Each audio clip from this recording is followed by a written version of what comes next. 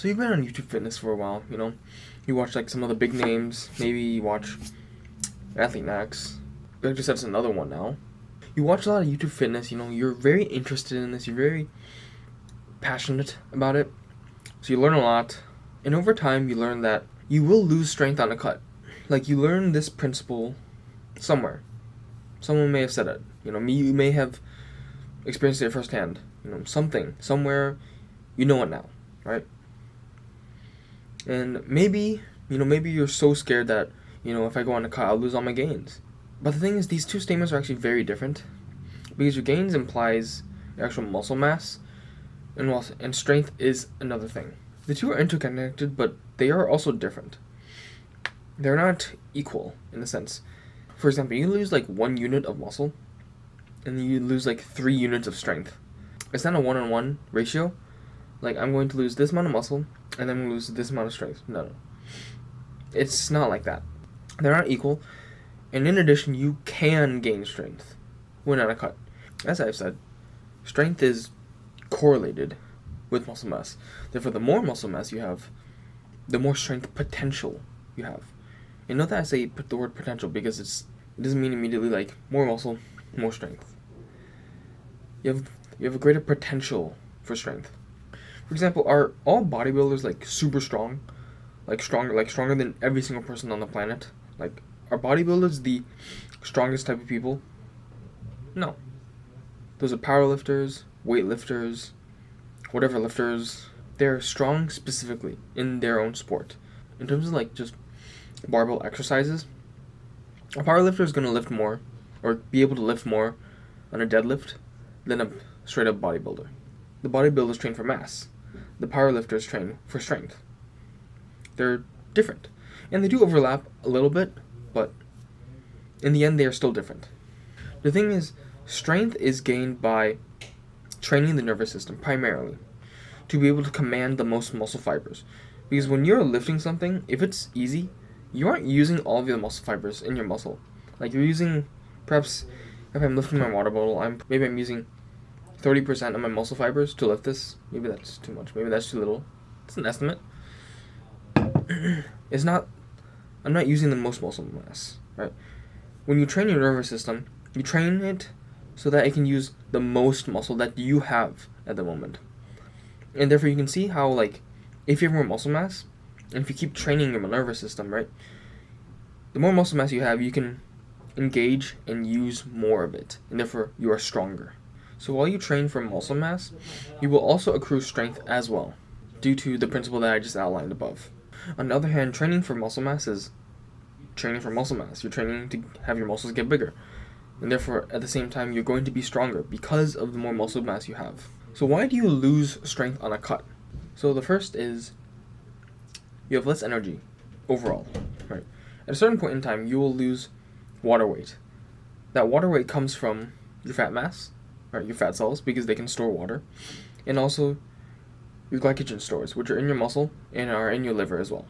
Your glycogen stores are basically energy pockets, and glycogen is a carbohydrate made up of glucose, which is a sugar. And glycogen stores basically give your muscles moderately fast energy. They're not the fastest, but they're not the slowest. And because on a cut, your glycogen stores will be depleted, without these, you have decreased overall energy, right? You physically will have decreased energy. And therefore, because of that, you can potentially have decreased strength. Another which ties into this is just, you're tired. I don't specifically mean like you're physically like exhausted and not full of energy. But on a cut, you are more tired than if you are not on a cut, basically. And of course, this plays off of glycogen stores, it affects it. But with this, I meant like in a more general sense, you're more fatigued. You're more stressed because cutting, like being in a calorie deficit in itself is a stressful event for your body. And further down the line, your sleep will be impacted by your calorie deficit. And from that, poor sleep, you will just feel like absolute garbage, absolute shit. So on the flip side, why can you gain strength? I want to preface this with, you will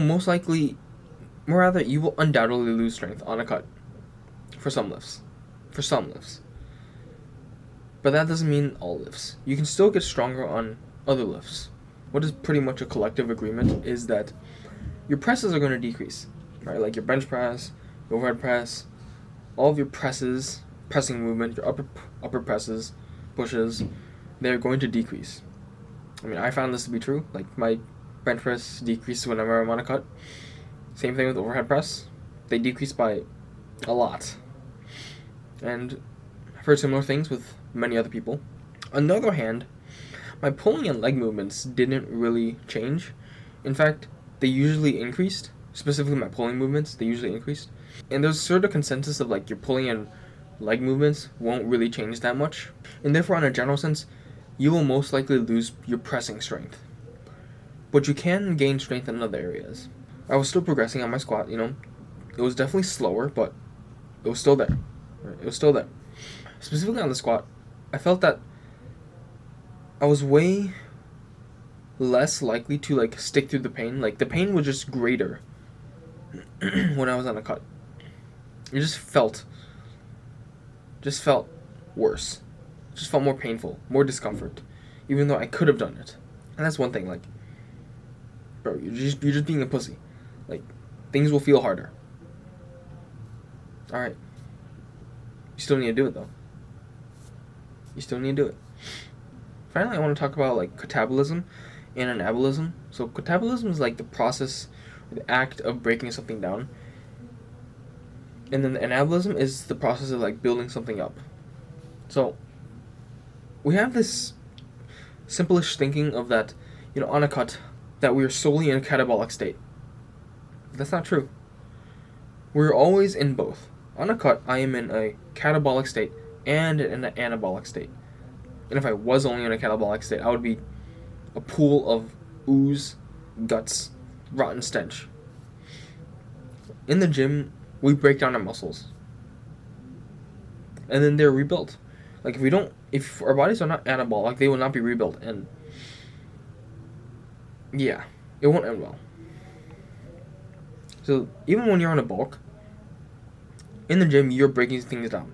That's catabolism. And then you're building things back up with anabolism. The thing is, on a cut, there's more general catabolism, right? There's more breakage of things because, for one, you're breaking down fat to use energy. You know, that's like sort of the biggest one. But you can and will still have anabolism. You still have some, right? It might be decreased, but you still have it. It's not like, oh, I have none of this anymore. Just straight up none. Nope. That's not it. And I alluded to this before, but like, for specifically your pulling and your leg movements, it's definitely going to feel harder. But you can still push through. You can still progress. You just need to stop being a pussy. You just got to face the pain. You just got to get under the bar and squat the fucking weight. On a bulk, it's easier to progress, you know? More energy. Life's better. You know, the pain feels slightly better. And just slightly better can be the difference between 1 or 2 reps. So to progress on a cut, you gotta push through the pain. If you can push through it, you'll progress. Well, and you can't, well, you probably won't be able to.